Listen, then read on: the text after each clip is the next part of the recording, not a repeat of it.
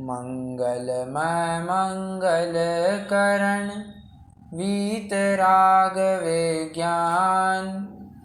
नमो ताहि जाते भय अरहंतादि महान। करि मंगल करि हो महा ग्रंथ करण को काज। जाते मिले समाज सब पावे निज पद राज। इस भव तरु का मूल एक जानहु मिथ्या भाव। ताको करि निर्मूल अब करिए मोक्ष उपाय। सम्यक ज्ञान चंद्रिका की पीठिका किसने लिखी है वैसे? सम्यक ज्ञान चंद्रिका और सम्यक ज्ञान चंद्रिका की पीठिका टोडर में जिन लिखी। बहुत बढ़िया। तो सम्यक ज्ञान चंद्रिका की पीठिका में एक उदाहरण दिया पंडित साहब ने। वे कहते हैं जिस प्रकार कोई व्यक्ति, कोई योद्धा तलवार किस हाथ में पकड़ता है, लेफ्ट या राइट?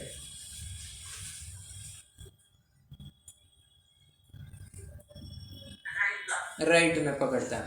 और ढाल पकड़ता है तो कौन से हाथ में पकड़ेगा? लेफ्ट हाथ में पकड़ेगा, बाएं हाथ में पकड़ेगा। बराबर। तो योद्धा प्रायः दाएं हाथ में तलवार और बाएं हाथ में ढाल लेकर के चलता है। परंतु यदि वही सुभट, वही योद्धा अगर दाएं हाथ में ढाल और बाएं हाथ में तलवार लेकर के जाए तो उसका अंजाम क्या होगा? वो शत्रु का नाश कर पाएगा या स्वयं नाश को प्राप्त होगा? क्या होगा? स्वयं हार जाएगा दूसरों को हराने के। बराबर। स्वयं नाश को प्राप्त हो जाए, दूसरों को हराने के बजाय खुद हार जाएगा। बस यही बात है। जिस प्रकार कोई योद्धा अगर ढाल और तलवार को एक दूसरे के दोनों हाथ में से एक्सचेंज करवा दे तो दिक्कत को प्राप्त होगा, उसी प्रकार ये जीव समझता ही नहीं है कि कहाँ पर हमको, हालांकि वहाँ पर उदाहरण अलग दिया है, सिद्धांत थोड़ा अलग घटित किया है, मैं यहाँ पर थोड़ा अलग सिद्धांत घटित कर रहा हूँ।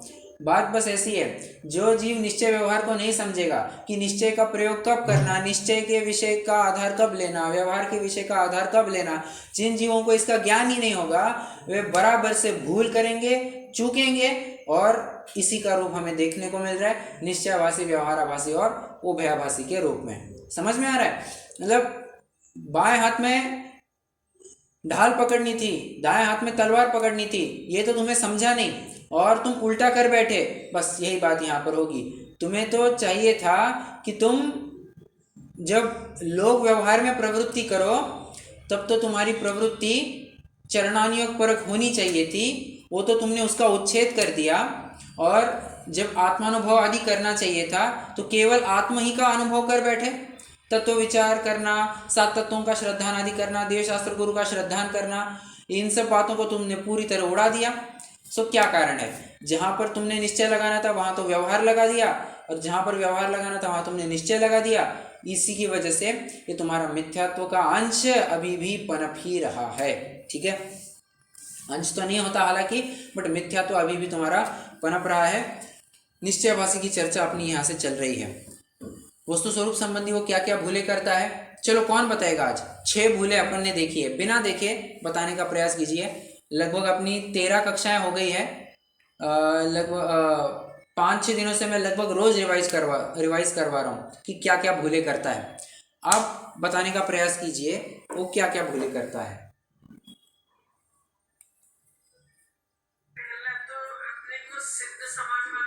बराबर, बराबर,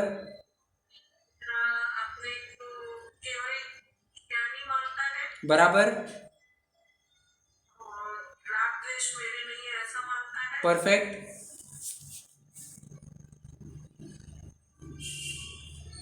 बहुत सही जा रहे हैं। 4 बिंदु तो आपने एकदम सही बता दिए। 5वां और 6वां बताना है।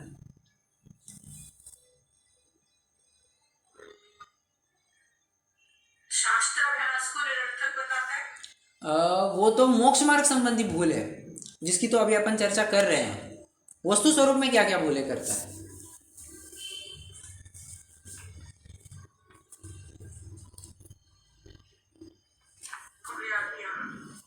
चलो कोई दिक्कत नहीं, बहुत अच्छा। आपने 4 बातें तो बता दी, 4 आउट ऑफ 6, बहुत बढ़िया, बहुत अच्छा।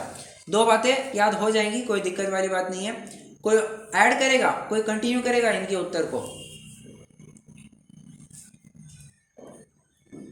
बची हुई 2 भूले कोई कंप्लीट करेगा?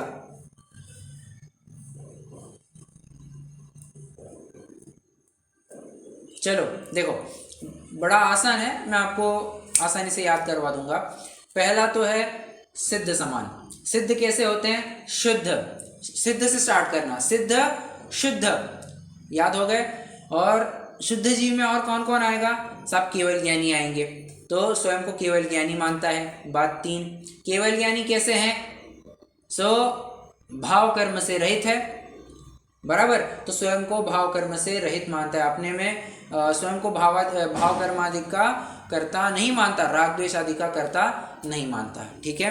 अब ये भाव कर्म, अगर जीव अगर भाव कर्म करता है तो उससे किसका बंध होता है? द्रव्य कर्म का बंध होता है। तो 5वां बिंदु याद रखना कि ये द्रव्य कर्म और नो कर्म से संबंध नहीं रखता, नास्ति सर्वोपि संबंधा, ठीक है।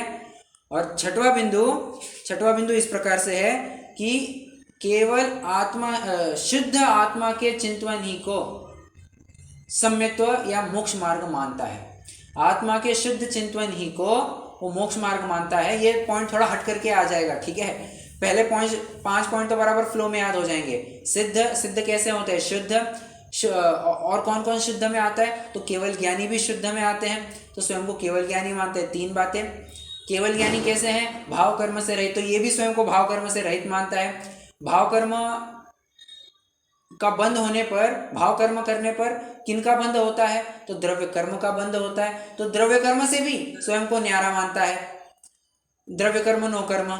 और छठवां पॉइंट ये था कि आत्मा के शुद्ध अनुभवन ही को, शुद्ध चिंतन ही को वो मोक्ष मार्ग मानता है। ये उसकी भूल थी, पंडित साहब ने उसको ये बताया था, अरे बाबा तुझे तो शुद्ध का अर्थ ही पता नहीं है ढंग से। शुद्ध का अर्थ भी क्या है तू पता है? तू अगर द्रव्य दृष्टि से विचार करेगा तो द्रव्य दृष्टि से यह द्रव्य शुद्ध अशुद्ध पर्यायों का पिंड है, तू मात्र शुद्ध ही को क्यों ध्याता है? बात 1। बात 2, यदि तू पर्याय दृष्टि से शुद्ध विचारता है तो वर्तमान में तो ये अशुद्ध पर्याय है किसकी? ये तू बतला।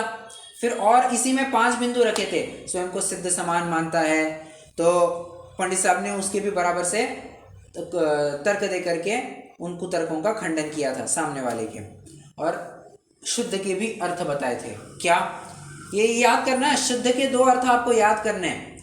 ये शुद्ध के जो 2 अर्थ दिए हैं ना पेज 199 पर, ये 2 अर्थ आपको याद करने हैं। संस्कृत का भले ही याद ना करो, अर्थ तो आपको याद करना ही करना है। क्या?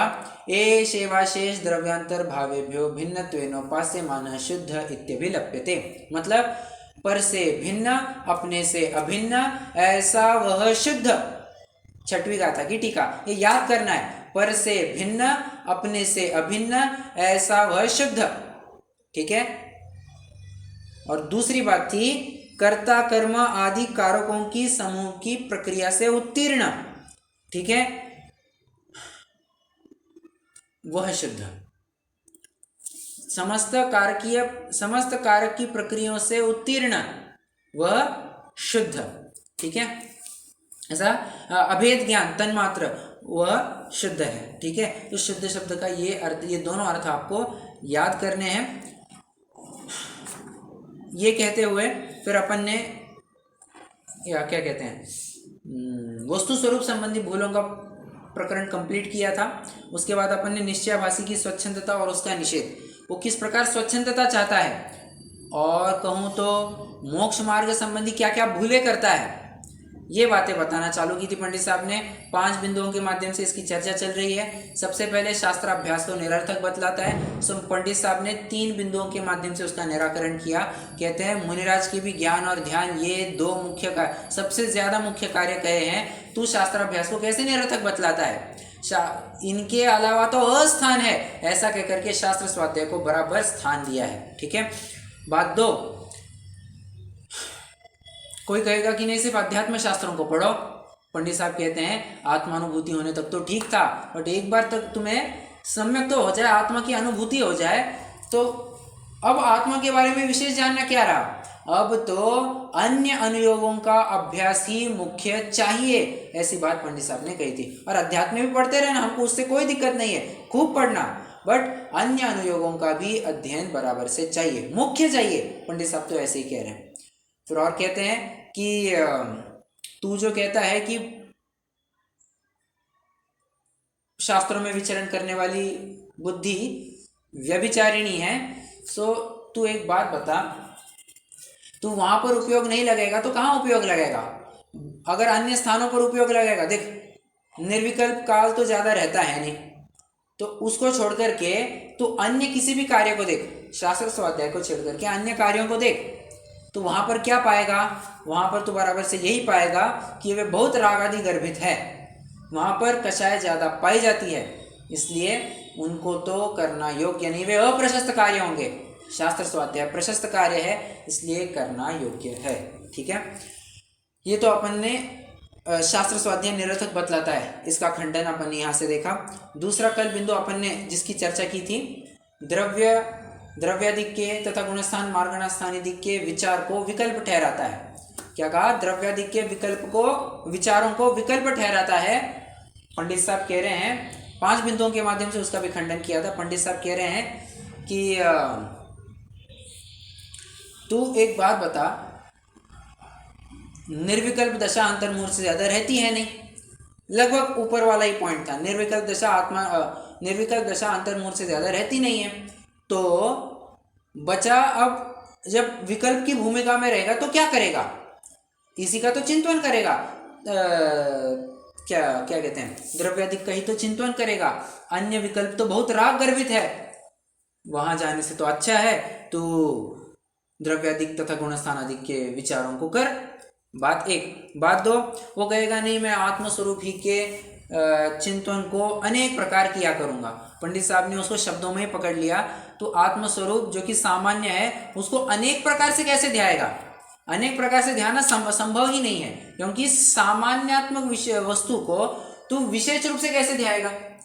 सामान्य वस्तु को कभी भी विशेष रूप से नहीं। अच्छा मुझे बताइए, आपको सब्जी खानी है, ठीक है, तो सब्जी खाते वक्त क्या आप ऐसा स्वाद लेंगे कि अरे ये मिर्च, मैं नमक का स्वाद ले रहा हूँ, मैं अभी सब्जी का स्वाद ले रहा हूँ, मैं अभी और क्या मसालों का स्वाद ले रहा हूँ, मैं अभी तेल का स्वाद ले रहा हूँ, ऐसे अलग अलग करके हम स्वाद लेते हैं? या फिर एक सब्जी का आनंद लेते हैं? क्या करते हैं?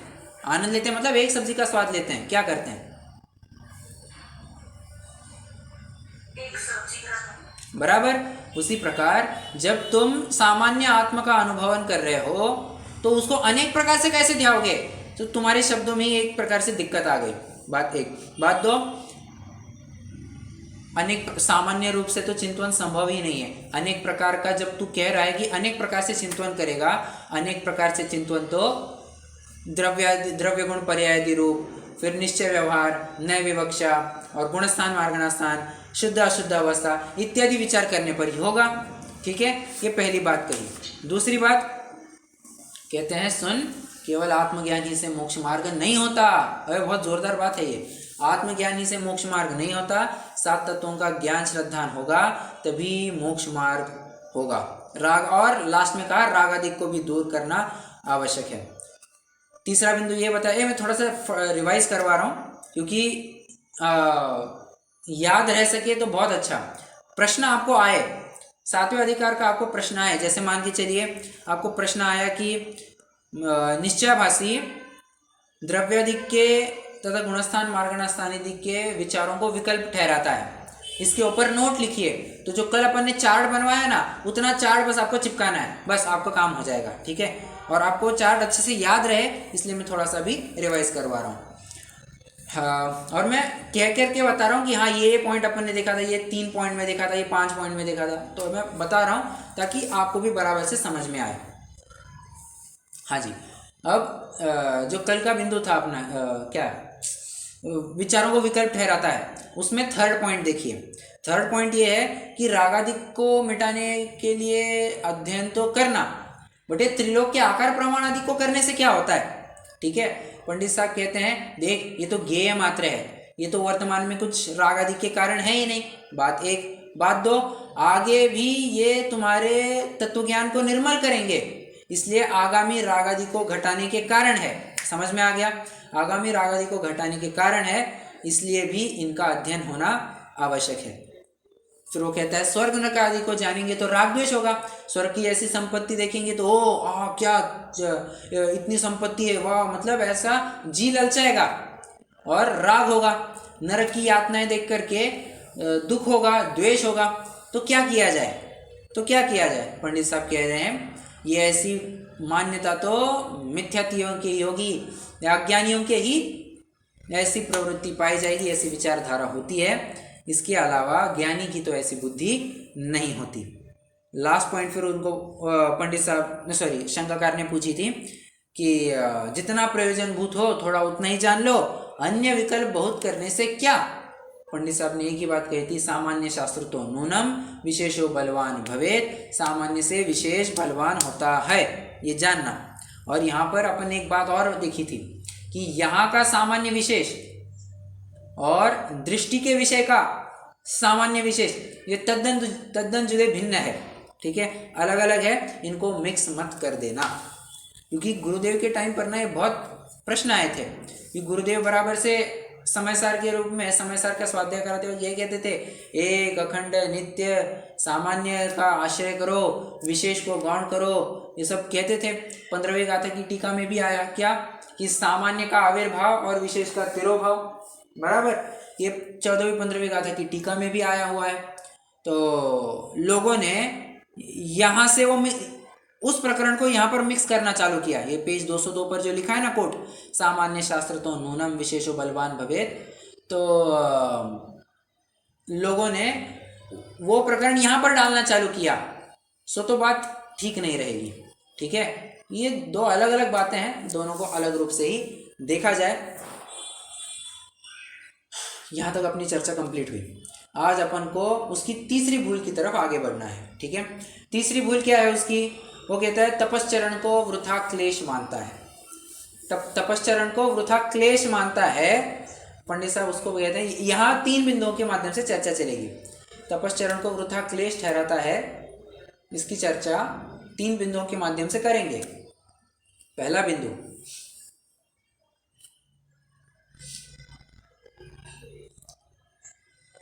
मोक्ष मार्गस्थ होने पर संसारियोवत प्रवृत्ति होगी या संसारियों से विपरीत प्रवृत्ति होगी?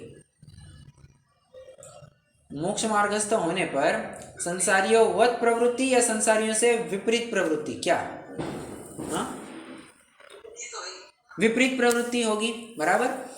पंडित साहब ने भी यही मुद्दा रखा।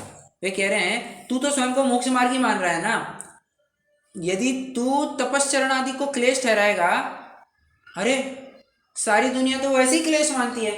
तपश्चरण कुछ करने को कहा, किसी को कहा एक दिन, क्या सब्जी में नमक कम है, ऐसे ही खा लो, क्या होता है?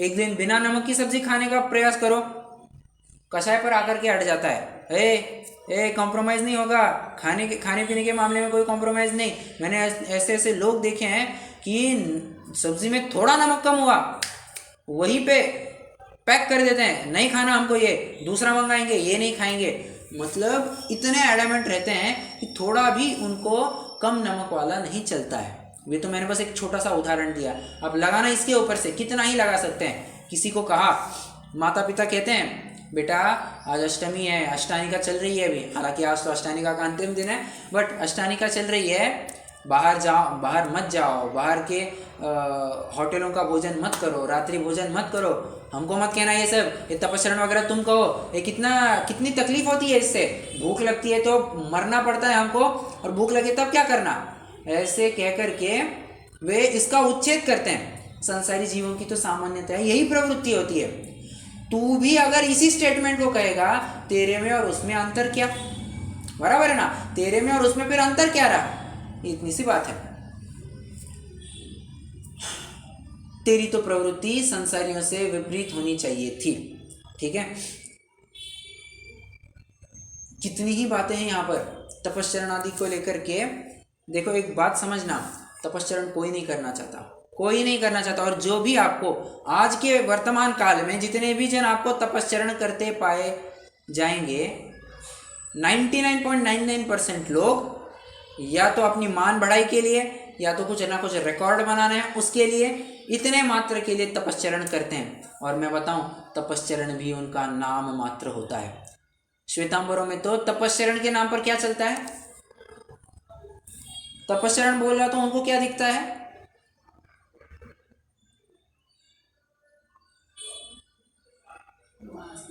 बस कोमल जी, श्वेतांबरों में तपश्चरण मतलब सबसे बड़ा तप क्या देखने में आता है?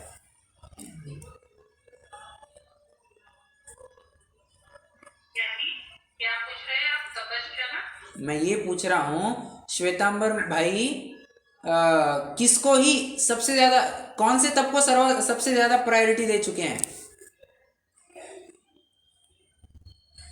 ये उपवास को हाँ वर्षी तप है। बराबर। हाँ, आप हाँ, और लिस्ट खत्म नहीं होगी। ये वर्षी तप है और आयम बिल है और न जाने क्या क्या है, मांस खमन है, किसी ने आठाई की, किसी ये लोग ये ऐसे नए नए तप निकालते रहते हैं या पहले से तो नहीं होते होंगे ना? जैसे ये अभी बहुत सारे तप है, सिद्धि तप है, धीरजोहरण तप है, विगत तप है, ये सब निकालते ही रहते होंगे, ऐसा है क्या? देखो एक एक वैसे ही बात बता रहा हूँ मैं आपको। जिसको अपनी परंपरा चलानी होती है ना कुछ नया देना पड़ता है। जैसे जैसे सिंपल से एक लॉजिक है, मारुति 800 कितना टाइम चलाएंगे? मारुति 800 कितना टाइम चलाएंगे? कभी ना कभी बंद करना पड़ेगा या नहीं करना पड़ेगा? बराबर। तो काम करना बंद करें क्या, यानी अभी वो नया मॉडल पुराना मॉडल ऐसे होता बराबर। है ना? क्या कहते हैं, मारुति 800 तो गई, अब तो उसके नए नए वर्जन आते हैं, कुछ ऑल्टो के रूप में आते हैं, कुछ और सेलेरियो के रूप में आते हैं। दिखने में तो लगभग वैसे ही है, लगभग दिखने में वैसे ही है, बट थोड़ा बहुत उसका एक रिफाइंड वर्जन, बराबर। तो फिर अब और लोग मारुति 800 पर थोड़ी ना टिके रहेंगे। अब तो कितने तो भी पैटर्न्स आए, स्विफ्ट है, डिजायर है, उसका सेडान है, हैचबैक है, और न जाने क्या क्या है, विटारा, ब्रेजा, इतनी सारी गाड़ियां हैं। लोगों को नया नया चाहिए रहता है, तो कंपनी भी नया नया निकालती रहती है, बराबर है। और एक बात समझना, एक पॉइंट ऑफ टाइम के बाद वो मॉडल डिसकंटिन्यू हो जाता है। अब मारुति सुजुकी का प्रोडक्शन बंद हो चुका है, मारुति सुजुकी आपको देखने को नहीं मिलेगी, बराबर है। बस ऐसी ही बात है। समाज को अपने पास बनाए रखने के लिए ये जितने भी तथाकथित गुरु होते हैं, ये कुछ ना कुछ नया करते रहते हैं, कुछ नई एक्टिविटी करते रहते हैं, जिससे उनका भी, वे भी फोकस में रहे, उनकी भी बराबर बहावत चलती रहे, और कुछ ना कुछ एक्टिविटी दिखती रहे, इस रूप में नया नया चालू रहता है। सो आपका जो प्रश्न था उसका वैसे सीधा सा सरल सा उत्तर हाँ था, बट मैंने आपको थोड़ा उदाहरण के माध्यम से भी समझाया कि हाँ कैसे होता है ये। और डेफिनेटली, और ये सिर्फ श्वेतांबरों की बात नहीं है, श्वेतांबरों की बात नहीं है, जहाँ तहाँ सर्वत्र यही बात चलती है, सर्वत्र यही बात चलती है। अन्य मतियों में भी यही बात चलती है, ये 20 पंथियों में भी यही बात चलती है, और जहाँ देखेंगे वहाँ पर यही बात चलती है। कुछ ना कुछ नया निकालते रहते हैं, अपग्रेड, स्वयं को भी अपग्रेड करते रहते हैं, पेस में बने रहते हैं, और अपना धंधा चालू रखते हैं। ये ऐसा होता है। तो बहरहाल मुझे तो कहने की बात इतनी है कि श्वेतांबरों में तपश्चरण के नाम पर तो मात्र उपवास यही कराया जाता है। 90% लोग आपको उपवास करते पाए जाएंगे, 5% लोग, आप 5% ही कह रहा हूँ, 9% लोग आपको एकासन करते देखे मिलेंगे, 1% भी लोग आपको मुश्किल ही से मिल पाएंगे, मुश्किल ही से, जो तपश्चरण के नाम पर स्वाध्याय आदि भी करते होंगे। और उनके यहाँ पर स्वाध्याय आदि मतलब क्या होता है? स्वाध्याय आदि के नाम पर भी विशेष कुछ नहीं होता, कुछ नहीं होता। जैसे अपनी कक्षाएं चलती है वैसी कक्षाएं उनमें प्रायः नहीं चलती है ज़्यादा, जितना आपने कहीं कहीं होता होगा, डेफिनेटली मैं उसकी मना ही नहीं कर रहा हूँ।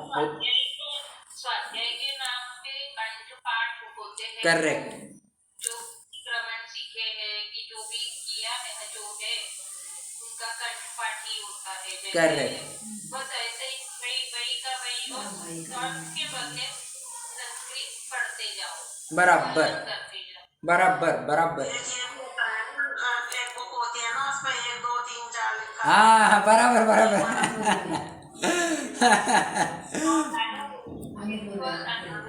अनुपूर्वी वाला और ऐसे बोलते हैं कि अनुपूर्वी गिनी ना एक तो 6 मासिक तक का लाभ मिलता है यानी हम वर्षी तक ने 2 बार किया तो का लाभ हो गया अब यही सबसे बड़ा काम बोलते हैं ना बच्चे खाना ऐसे नहीं खाना हाँ वही वही वही हाँ, वही बराबर बराबर है ना। सबसे मैं कहता है सबसे बड़ा काम वही है ना काम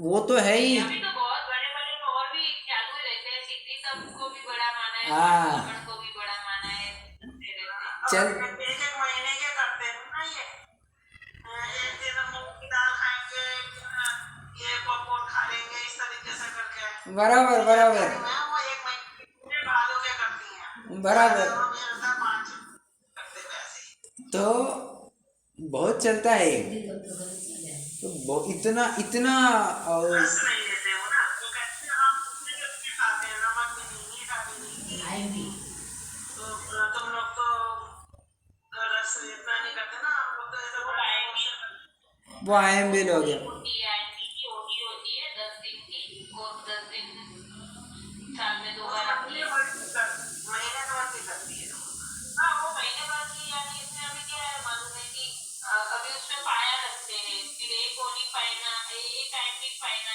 2 आईपी पाइना 3 आईपी पाइना ऐसे करके महीना भर भी करेंगे फिर पाइना करेंगे फिर वापस चालू करके 31 लेंगे फिर पाइना करेंगे वापस 32 लेंगे ऐसे करते हैं ये कुछ ना कुछ चालू रहता है सच में कहूँ कुछ ना कुछ चालू रहता है और बुरा नहीं मानना जितने भी जन आपको ये आयम्बिल और ये वर्षितप और मांस खमन और न जाने क्या क्या कर उपवास आदि करते पाए जाते हैं अठाई बेला तेला न जाने कितना कुछ होता है 99 क्या 100% ऑफ द लोग 100% तो थोड़ा ज़्यादा हो सकता है चलो कहने में कोई अतिशयोक्ति नहीं है 100% ऑफ द लोग आपको उपवास आदि के दिन इतने सज धज करके मिलेंगे उसकी हद नहीं और बराबर से स्टेज पर उनका आदर आतिथ्य किया जाता है वर्षी तप करने वाले की जय हो धन्य है क्या और क्या होता है वो हाँ, वही तो प्रेरणा देता है करने के लिए ये तारीफें होती है और प्रसिद्धि मिलती है फ्रैंकली स्पीकिंग ये और ये सिर्फ श्वेतांबरों की बात नहीं है श्वेतांबरों में विशेष रूप से पाया जाता है इसलिए उनका उदाहरण दे रहे हैं बट ये 20 पंथी वगैरह में भी बहुत होता है अन्य मतियों में भी बहुत होता है थोड़ा तपश्चरण करते हैं उसकी इतनी वाहवा गाई जाती है शास्त्र स्वाध्याय को तो कोई गिनता ही नहीं है अभी तो थोड़ा और ट्रेंड बदलने लग गया है अब तो बस उसमें भी मॉडिफिकेशन करने लगे नहीं ये तो चल जाएगा उतना किया तो चल जाएगा मेरा तो व्रत बराबर है इतना किया ना तो चल जाएगा ये उन्होंने महाराज ने कहा है फलाने महाराज ने कहा है तो उन्होंने कहा है ना तो चल जाएगा तो अपने अपने प्रकार से सब कस्टमाइज करना चाहते हैं कि अरे ये किया तो चलता है ये व्रत को भंग नहीं हुआ वो किया तो चलता है व्रत भंग नहीं होता और कोई भी स्ट्रिक्टली तपस्चरण आदि को करना नहीं चाहता है ये ऐसी बात है और तपस्चरण के नाम पर तपस्चरण तो वो था जहाँ पर तुमने अपनी कषाय विषय सबको उसका दमन करने के लिए तपस्चरण करना था बराबर तुमने तो कषाय बढ़ाने के लिए तपस्चरण का साधन ले लिया सो तो बात योग्य ही नहीं है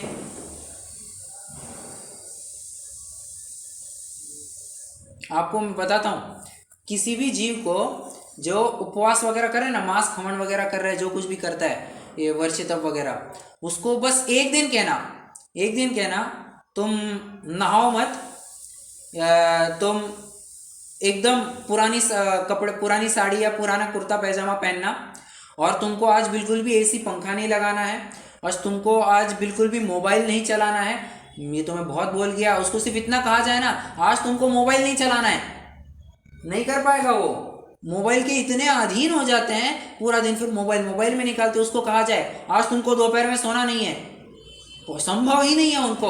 दोपहर में सोएंगे, सब करेंगे। तो तीन दिन ये पीरियड्स के पालते हैं ना, उस टाइम पे तो सिर्फ मोबाइल ले लेके 3 दिन में तो कितने पिक्चर देख लेते हैं।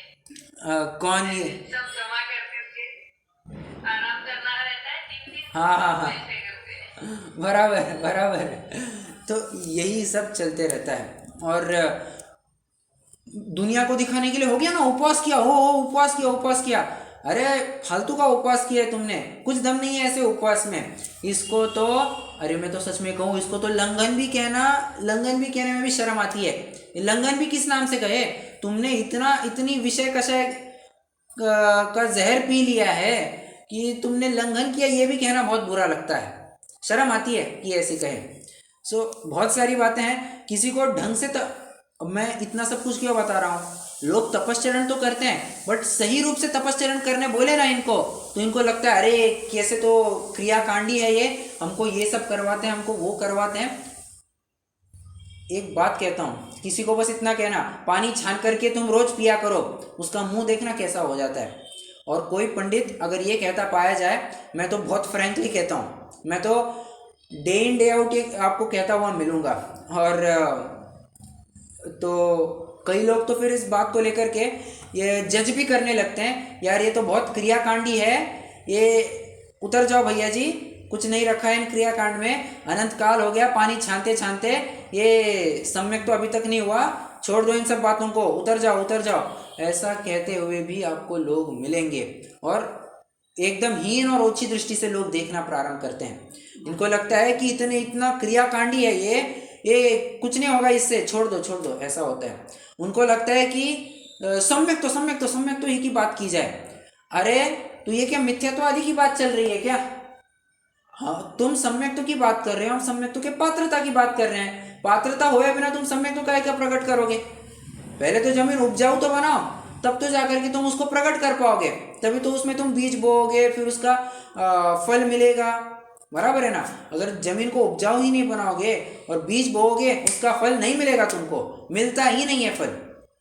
बस वैसी बात है, तुम पात्रता ही उत्पन्न नहीं करोगे, तुम सम्यक्त्व की प्राप्ति तो बहुत दूर की बात है, बहुत दूर की बात है। और फिर ये जितना भी चलेगा सब विषय कषाय में ही प्रवृत्ति आपको मिलेगी। 99.99 नहीं 100% विषय कषाय में ही प्रवृत्ति होती है जिसको भी उपवास होता है। और मैं आपको बताऊं, कोई छोटे बच्चे वगैरह भी होते हैं जो उपवास आदि करते हैं, वे क्या करेंगे, पूरा दिन खेलने में निकाल देंगे। कोई थोड़े से जैसे मेरे उम्र वाले होंगे, जो लगभग 20-25 उम्र वाले होंगे, तो वे क्या करेंगे, वे प्रायः दोस्तों में घूमना, टहलना, फिरना, गप्पे लगाना, फ़ोन पर बात करना, हेलो शेलो करना, इसी में अपनी इतिश्री मान लेंगे। उनको लगा कि अरे उपवास भी हो गया, काम हो गया। कोई और थोड़े से क्या कहना चाहिए, लगभग 35-40 उम्र वाले होंगे, वे जैसे आपने कहा ये पिक्चर देखने में अपनी इतिश्री मान लेंगे। थोड़े से और बुजुर्ग होंगे, वे निंदा आदि करने में, यहाँ की कथा वहाँ की कथा, बस इसी में अपना समय लगा देंगे। उनको लगा कि अरे हमारा उपवास भी हो गया, अच्छे से दिन भी कट गया, आज हमको बहुत अच्छा लग रहा है, बहुत अच्छा लग रहा है। अरे बहुत अच्छा लग रहा है, ये तुम्हारी कषाय है बस, और कुछ नहीं है। ढंग से भी एक उपवास करने लगा है ना, संभव नहीं है, किसी को संभव नहीं है। बस ऐसी बात है। देखो कुल मिलाकर के इतनी बात है, तुम तपश्चरण कर रहे हो ना, तुम्हारे रागाधिक घटे क्या, नहीं घटे तो तुम्हारा तपश्चरण नहीं है। वो तुम तपश्चरण नाम जरूर दे रहे हो, बट एक्चुअल में तपश्चरण नहीं है, एक्चुअल में तपश्चरण थोड़ी ना है, ठीक है। हाँ, ये तो पहला बिंदु हुआ। दूसरा बिंदु वो कहता है कितने ही सम्यक दृष्टि भी तपश्चरण नहीं करते हैं। भैया जी आपने कितने उपवास किए हैं, आप इतनी उपवास की धुलाई कर रहे हो, आप इतने सब लोगों की धुलाई कर रहे हो, आपने कितने उपवास किए हैं? अभी एक भी एकासन भी किया है क्या आपने कभी? अरे देखो, मैं खुद को सम्यक दृष्टि घोषित नहीं कर रहा हूँ, कुछ भी नहीं, और मैंने तो बस अपनी बात वैसे ही बीच में ला दी, ठीक है। छोड़ो मेरी बात मैं हटा देता हूँ अपनी बात को। वो कहेगा कि मुझे बताना भरत चक्रवर्ती ने कितने उपवास किए होंगे, कितने उपवास किए? अच्छा, एकासन तो किया होगा, हालांकि एकासन ही होता है उनका, क्योंकि चतुर्थ काल में एक ही बार भोजन किया जाता है, दो दो बार भोजन होता ही नहीं है, एक ही बार भोजन होता है उनका। खैर वो तो उनका एकासन वैसे ही हो गया। बताना कितने उपवास किए होंगे, कितने आयम बिल किए होंगे उन्होंने, आयम बिल और चक्रवर्ती। कुछ असंभव दोष है, असंभव लक्षण है साहब। असंभव दोष से दूषित कथन है ये। चक्रवर्ती आयम बिल कर रहा है। क्यों चक्रवर्ती और आयम बिल करेगा? क्या कहा? एक तप तो करते हैं ना युद्ध जीतने के लिए।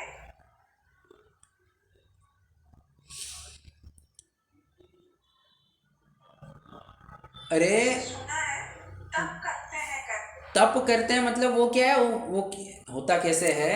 अब जैसे मान के चलिए, मैं एग्जांपल देता हूँ आपको। जैसे बहुत बड़ा समुद्र आ गया बीच में, अब समुद्र को कैसे पार किया जाए?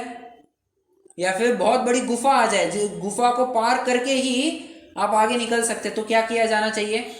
तो जैसे मैं समुद्र का उदाहरण लेता हूँ। जैसे समुद्र पार करना है तो क्या करते हैं, ये चक्रवर्ती साधना करने बैठता है, व्यंतर को सिद्ध करने के लिए साधना करता है। वो कोई ऐसे उपवास नहीं करता कि धर्म के नाम पर उपवास तो नहीं होता, वो धर्म के नाम पर तो उपवास नहीं करता, वो साधना करता है ताकि कोई व्यंतर सिद्ध हो जाए, जिससे उनकी इतनी अक्षौहिणी सेना समुद्र को मिनटों में पार कर जाए, मिनटों में पार कर जाए।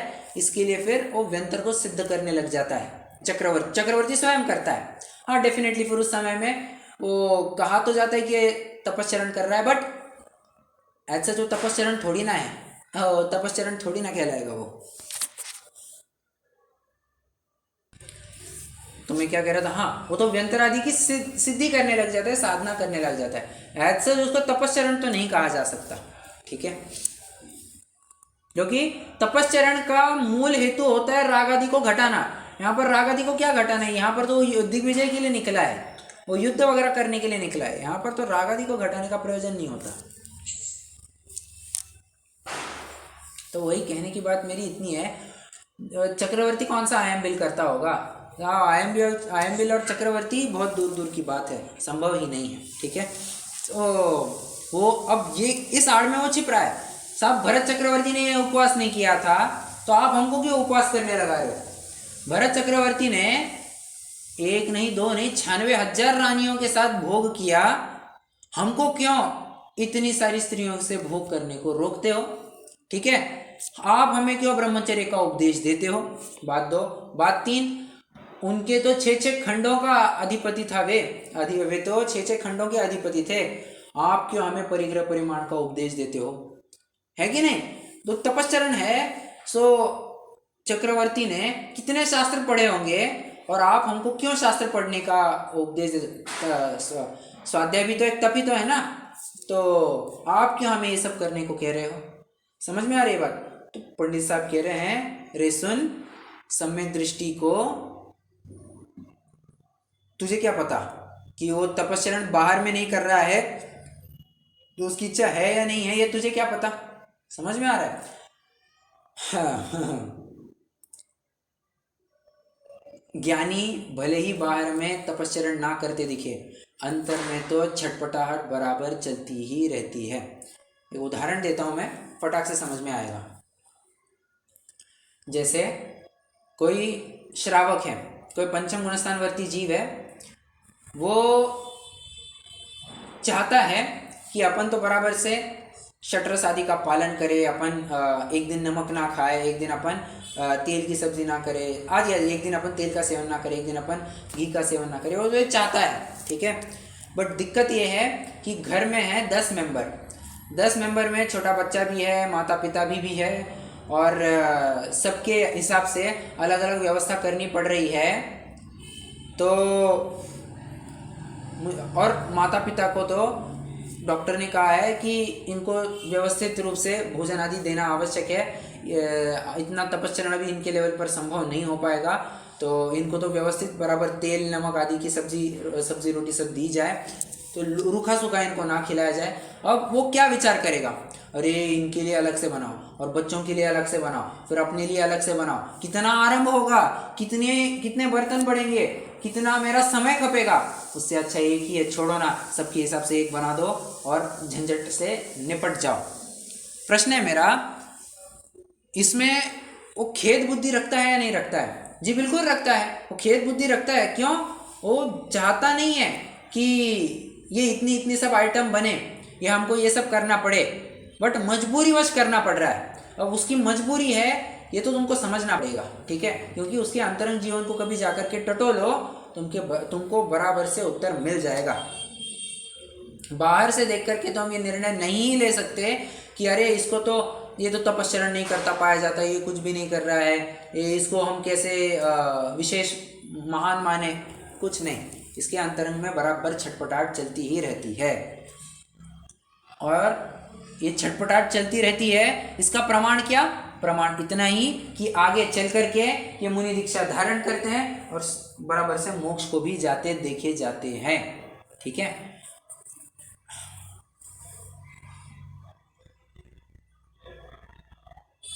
लास्ट पॉइंट है, लास्ट पॉइंट तो बहुत खतरनाक है। वो समय सार का है या फिर कहीं तो भी ये आधार दिया हुआ है, मैं एग्जैक्टली याद नहीं कर पा रहा हूँ, बट ग्रंथ है एक ऐसा प्राचीन ग्रंथ है जहाँ पर ये लिखा गया है कि व्रत संयम पालो तो पालो, शील संयम आदि भले ही पालो तो पालो, पालन करते करते उसी में मरो, पर अगर ज्ञान बिन ना सिद्धि हो, तुम्हारे अगर ज्ञान नहीं होगा ना, कुछ काम नहीं है तुम्हारा, ठीक है। ज्ञान बिना तुम्हारी कोई सिद्धि नहीं है।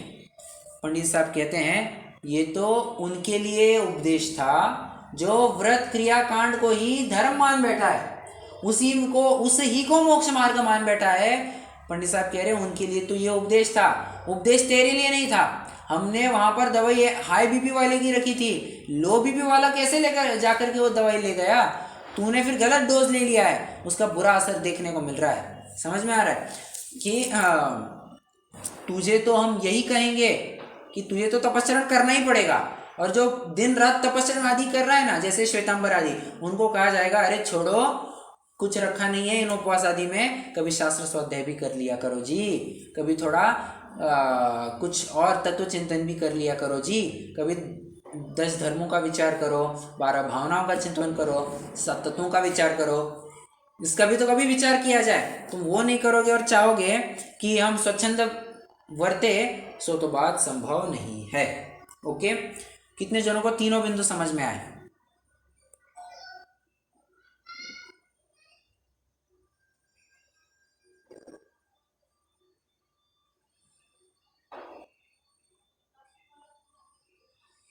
समझ रहा है प्रकरण? Okay, good good. चलिए, अब बस जो कुछ भी बचता है अपना थोड़ा पढ़ करके लेना बचता है, पढ़ लेते हैं। कोई पढ़ना चाहेगा?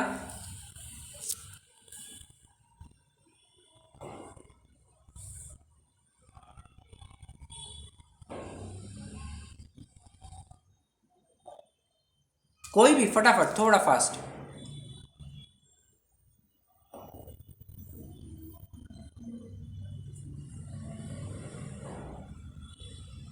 अरे चलो यार, कोई नहीं पढ़ रहा है, मैं ही पढ़ता हूँ, छोड़ो। तथा वह तपश्चरण को वृथा क्लेश ठहराता है। सो मोक्ष मार्गी होने पर तो संसारी जीवों से उल्टी परिणति चाहिए। संसारियों को इष्ट, आ रही है बात? मोक्ष मार्गी होने पर संसारी जीवों से उल्टी परिणति चाहिए। पॉइंट नंबर 1 लिखना, तपश्चरण को वृथा क्लेश ठहराता है। उत्तर में लिखना, मोक्ष मार्गी होने पर संसारी से विपरीत प्रवृत्ति चाहिए। ठीक है, आगे। संसारियों को इष्ट अनिष्ट सामग्री से राग द्वेष होता है, इसके राग द्वेष नहीं होना चाहिए। वहाँ राग छोड़ने के अर्थ इष्ट सामग्री भोजन आदि का त्यागी होता है, और द्वेष छोड़ने के अर्थ अनिष्ट सामग्री अंशन आदि को अंगीकार करता है। स्वाधीन रूप से ऐसा साधन हो तो पराधीन इष्ट अनिष्ट सामग्री मिलने पर भी राग द्वेष न हो, सो होना तो ऐसा ही चाहिए, परंतु तुझे अंशनादि से द्वेष हुआ इसलिए उसे क्लेश ठहराया। जब यह क्लेश हुआ तब भोजन करना सुख स्वयमेव ठहरा, और वहाँ राग आया, सो ऐसी परिणति तो संसारियों के पाई ही जाती है। तूने मोक्ष मार्गी होकर के क्या किया? वो कहते हैं ना, ऐसा क्या उखाड़ लिया तुमने ऐसे क्या झंडे गाड़ दिए तुमने कि नई चीज करके ला दिए, बराबर है। तूने मोक्ष मार्गी होकर के यदि संसारीयवती प्रवृत्ति करोगे तो फर्क क्या रहा? ये आपको याद आ रहा है? ऐसा कुछ सिमिलर तर्क इसी तर्ज पर, इसी चाल पर तर्क हमने पहले कहीं देखा है।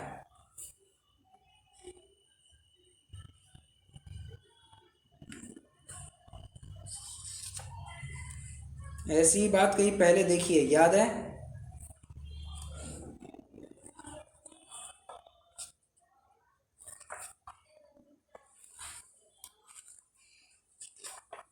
अरे बोलिए ना, देखो मैं पेज तो निकाल रहा हूं।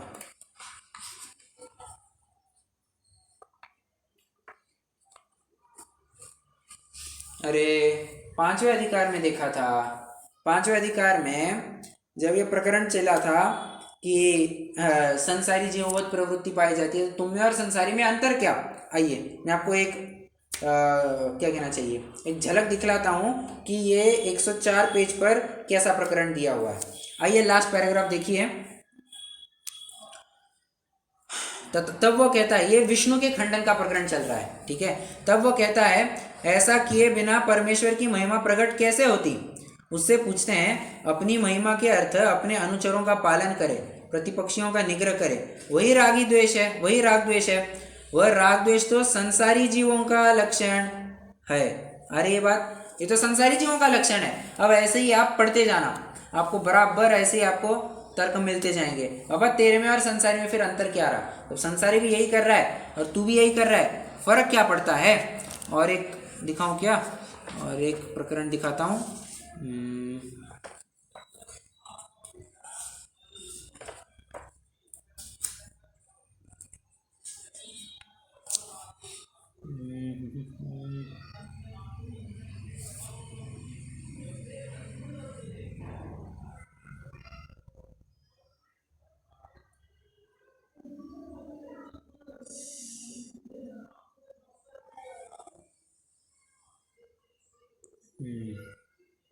ये प्रकरण आएगा जब अवतार मीमांसा का प्रकरण है ना, वहाँ पर ये प्रकरण आया हुआ है। डायरेक्टली नहीं आया बट डेफिनेटली प्रकरण तो आया हुआ है कि संसारीवती प्रवृत्ति पाई जाती है। ये जितने भी है दधी लूटना और क्या कहते हैं चीर हरण का, वस्त्र हरण आदि का, मतलब वस्त्रों को छुपा करके रखना, ये सब बातें हैं। तू बता ये इसमें कौन बड़ाई है?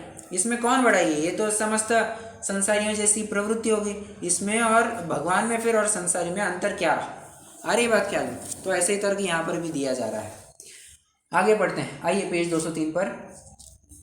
यदि तू कहेगा कितने ही सम्यक दृष्टि भी तपश्चरण नहीं करते, ये दूसरा बिंदु। उत्तर, कारण विशेष से तप नहीं हो सकता, परंतु श्रद्धान में तो तप को भला जानते हैं और उसके साधन का उद्यम रखते हैं। तुझे तो श्रद्धान यह है कि तप करना क्लेश है तथा तप का तेरे उद्यम नहीं है, इसलिए तुझे सम्यक दृष्टि कैसे हो? मतलब तू सम्यक दृष्टि कैसे हो सकता है? तू तो उसको द्वेष कर बैठा। ना राग ना द्वेष होना चाहिए था, और व्यवहार की भूमिका में तो तुम्हें प्रवृत्ति दिखनी चाहिए थी, वैसा तो कुछ हो नहीं रहा है, ठीक है। फिर वो कहता है, शास्त्र में ऐसा कहा है कि तप आदि का क्लेश करता है तो करो, ज्ञान बिना सिद्धि नहीं है। ये थर्ड पॉइंट चल रहा है। पंडित साहब कह रहे हैं, जो जीव तत्व ज्ञान से तो परान्मुख है, तप ही से मोक्ष मानते हैं, उनको ऐसा उपदेश दिया है। तत्वज्ञान के बिना केवल तप ही से मोक्ष मार्ग नहीं होता, तथा तत्वज्ञान होने पर रागादिक मिटाने के अर्थ तप करने का तो निषेध है नहीं। यदि निषेध हो तो गणधराधिक तप किस लिए करे? इसलिए अपनी शक्ति अनुसार तप करना योग्य है। कितने जनों को प्रश्न है इस बारे में?